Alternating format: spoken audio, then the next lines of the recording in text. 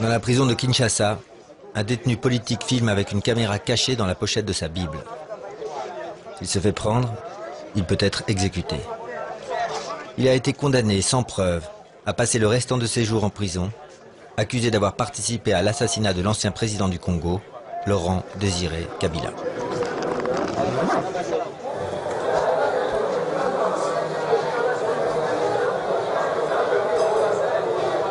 Je suis là parce qu'il faut bien que quelqu'un soit là. Je suis là parce que il y a eu un crime qui a été commis, l'assassinat du chef de l'État.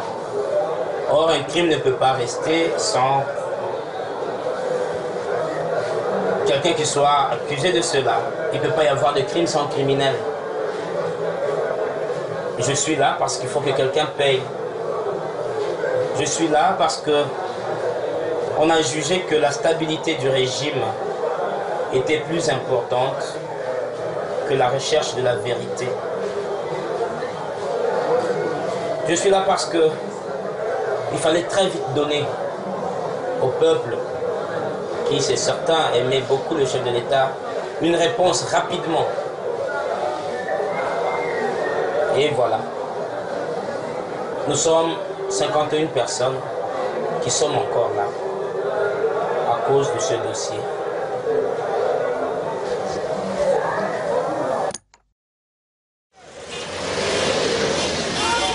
Laurent Désiré Kabila a été assassiné le 16 janvier 2001 dans des circonstances jamais élucidées.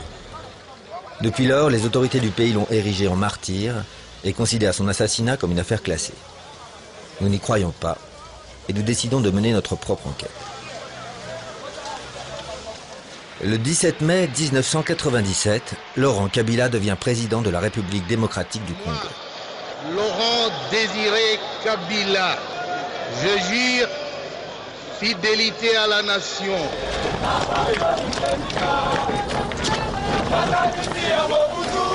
Il est porté au pouvoir par une armée d'enfants soldats entraînés par le Rwanda. Leur objectif est de renverser le vieux dictateur Mobutu, au pouvoir depuis 30 ans. Partant de l'est du Congo, il parcourt 2000 km à pied jusqu'à la capitale Kinshasa, où Kabila est accueilli en libérateur.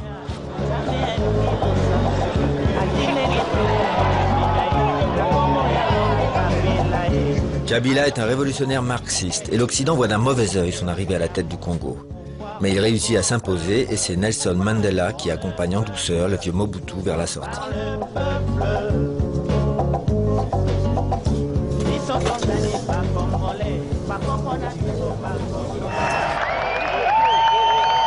La situation devient vite chaotique. Des dissensions éclatent entre Kabila et ses alliés. Le Rwanda, qui a fourni les instructeurs, les armes et les munitions au mouvement de Kabila, espère en recueillir les fruits et participer à la gestion de ce pays aux ressources naturelles immenses. Mais Kabila veut régner seul. Il chasse les troupes rwandaises qui en réaction créent un mouvement rebelle dans l'est du Congo, le RCD. C'est le début d'une nouvelle guerre que Kabila n'aura pas le temps de mener jusqu'au bout. Le 16 janvier 2001, il est assassiné par Rachidi, un ancien enfant soldat qui est devenu son garde du corps. Rachidi a immédiatement été abattu, emportant avec lui la vérité sur les dessous de l'assassinat.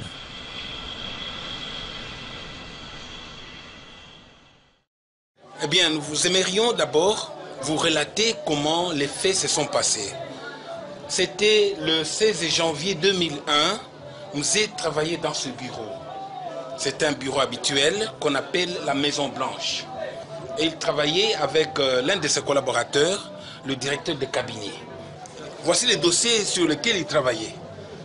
Et la paire de lunettes qu'il a portées ce jour-là, les stylos, tout ce qu'il a utilisé se trouve là. On n'a rien enlevé. Et quand Mzé était assis là-bas, il a vu quelqu'un de l'autre côté. Cette porte-là était ouverte. Il a vu un de ses gardes rapprochés qui lui a fait signe qu'il voulait lui parler en aparté. Et alors, le connaissant, il lui a fait signe de venir. Il est entré juste à côté de Mzee. Malheureusement, il était armé, il avait son revolver. Et il a tiré à bout portant. Alors vous regardez ici sur le fauteuil, vous voyez l'impact des balles. Il y a une balle ici, et ça c'est le sang. Ça c'est le sang également. Une balle est entrée là-bas, une autre ici derrière. Mais vous êtes le seul témoin. Je suis le seul témoin et le dernier à lui avoir parlé. Effectivement. Vous parliez de quoi ce jour-là? Nous préparions le sommet France-Afrique. Nous devions aller à Yaoundé. Et ce jour-là, c'était le jour de ma permanence. Et c'est à ce moment-là qu'il m'avait demandé qu'on fasse la liste des gens avec qui nous devions voyager. Nous étions sur ce dossier-là, quand l'inévitable est arrivé. Et donc là, Rachidi entre, Ouais. là vous le voyez, c'est quelqu'un que vous connaissez ou... Non, je savais que c'était des gardes-corps du chef, mais je ne sais pas s'il s'appelait tel. Enfin, ça faisait pas longtemps que j'étais là-bas. Et là, il se passe quoi? Vous voyez quoi exactement? Non, il vient, il arrive à la porte, il claque ses souliers, il salue. Le chef lui demande qu'est-ce qu'il y a, venez. Et il est entré. Et là, il fait quoi? Là, moi j'étais en train de prendre note, j'entends le premier coup de feu. Je regarde, il tire encore une fois, la troisième fois il tire, et puis il commence à sortir. Voilà comment ça s'est passé. Et là, je me suis revenu, je ne comprenais rien du tout, je ne savais pas ce qui s'est passé. Et bon, je suis sorti aussi vers la porte de la par où il est entré, il courait, et j'ai crié en swahili, Uibwana na piga raisi Masasi. Et à un certain moment, j'entends, ce monsieur vient de tirer sur le chef de l'État. Hein? Moi, je ne le connaissais pas de nom. Je dis, Uibwana na piga raisi Masasi. Chiribagula qui est à l'escalier, qui voulait aller attendre vers le garage, il voit l'autre en train de sortir dans la précipitation, semble-t-il, avec son arme à la main. Chiribagula voit aussi M.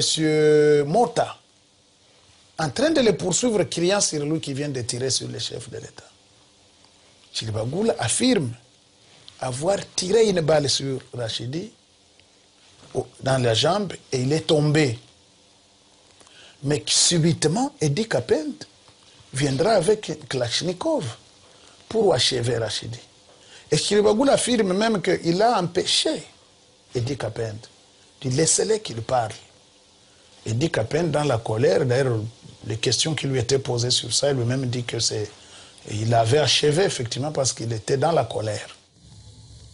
Camarades, officiers et soldats, le peuple congolais, encore une fois en ce jour, a besoin de votre sérénité. Edi Kapend est le bras droit de Kabila. Il vient d'exécuter Rachidi l'assassin et lance ensuite un appel au calme à la télévision nationale. Il craint que la rumeur de l'assassinat de son chef ne se propage et qu'un mouvement de panique s'empare de l'armée. Il vous est donc interdit, vous soldats et commandants, d'user les armes sans ordre préalable qui vous sera donné par la hiérarchie selon l'ordre que je donne en ce moment. Il n'est donc pas question. Edi Kapend ne dit rien des événements du palais. Il veut gagner du temps pour permettre à la succession de s'organiser pacifiquement. Des troupes sous votre commandement. Toutes les frontières sont bouclées et seul un avion est autorisé à atterrir. Celui du fils du président, le général Joseph Kabila, rappelé d'urgence de la ligne de front pour succéder à son père. Nous avons dû réagir très vite pour essayer de sauver le pays. C'était ça l'objectif. Nous devions sauver le pays de tous les troubles qui pouvaient alors surgir. Notre priorité était de faire en sorte que les hommes politiques ne se lancent pas dans une course à la succession. Il fallait trouver quelqu'un qui ne faisait pas partie du gouvernement. Il fallait aussi trouver quelqu'un qui était proche du président. Et cet homme, c'était son fils. Joseph Kabila est le principal bénéficiaire de l'assassinat de son père. À l'époque, certains l'ont soupçonné d'y avoir participé, mais personne n'a jamais osé incriminer ouvertement le nouveau président. Par contre, c'est sur Edi Kapend que vont retomber les principales accusations, alors que jusqu'au bout il est resté fidèle à son chef, Laurent Désiré Kabila. Lors de ses obsèques, Edi Kapend ignore qu'il vit ses derniers instants de liberté.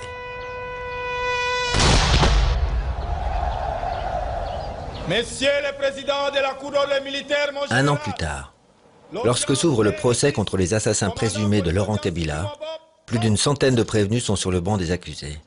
Eddie Kapent est présenté comme le principal suspect. Face à l'accusation d'avoir tué Rachidi, l'assassin de Kabila, il plaide la colère. À l'époque, les exécutions sommaires dans l'armée sont courantes et le châtiment infligé par Eddie Kapent à Rachidi ne surprend personne. C'est surtout son message à la télévision qui retient l'attention de la Cour et qui est interprété comme une tentative de prise du pouvoir. C'est-à-dire, il a exprimé ce qui était dans son fort intérieur, de manière tout à fait aisée. C'est sorti donc au moment opportun, au moment où il fallait justement prendre maintenant les choses en main. Le procureur, Charles Alamba, accuse à tout va, bien décidé à trouver des coupables. Nous avons compris qu'il y avait la prise du pouvoir. En général, avec tout le respect, je n'ai jamais tenté de prendre le pouvoir. Jamais. Je fais mon devoir à la fidélité vis-à-vis du chef de l'État et personne d'autre ne doit qui me manque. C'est aujourd'hui que les gens sont en train de considérer toute cette loyauté-là comme un sentiment de méchanceté. Il était le bras droit du président. Celui qui, pendant toutes ces années, transmettait les instructions du président à tous les militaires, plus précisément à tous les généraux. Il a dû penser que cela faisait partie de ses responsabilités d'aller s'adresser aux militaires.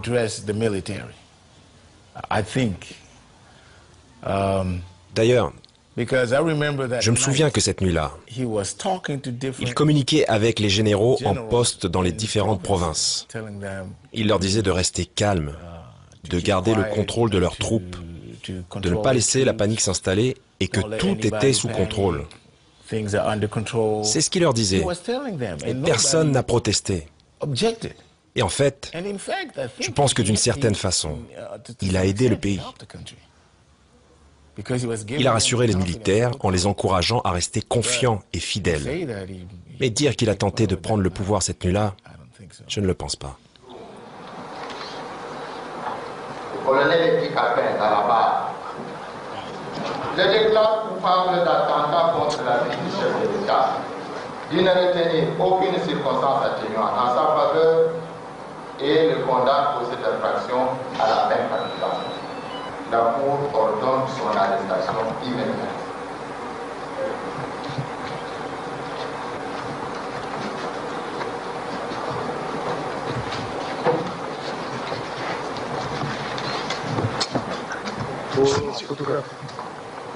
Photographe. Caméraman. Allez-y rapidement. Caméraman. Caméraman. Caméraman.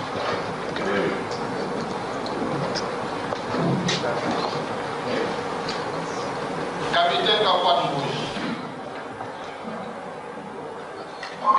Près d'une centaine d'autres prévenus seront condamnés sur la base de simples soupçons. La plupart à mort ou à la perpétuité pour complot, trahison et attentat à la vie du chef de l'État. Parmi eux, Antoine Voumilia, le prisonnier à la caméra cachée.